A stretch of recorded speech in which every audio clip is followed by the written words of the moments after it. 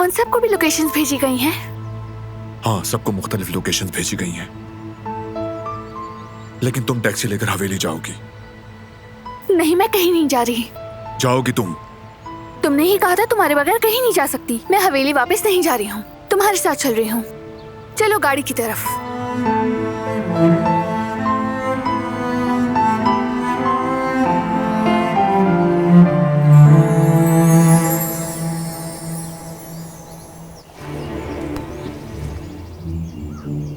Message भेज दिए ना? जी बॉस।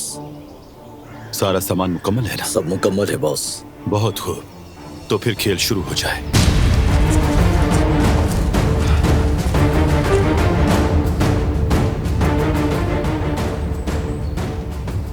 आखिर इस बैग में है क्या शाहिद?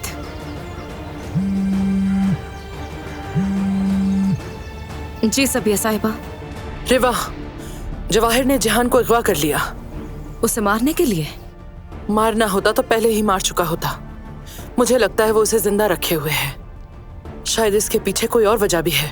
आपके ख्याल में क्या वजह हो सकती है? नहीं जानती, लेकिन कोई प्लान तो है उसके पास। तुम कहाँ हो अभी? क्या जवाहिर के पीछे हो अभी?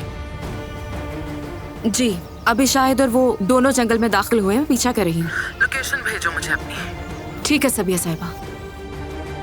ताकुब न छोड़ना उनका, होशियार रहना।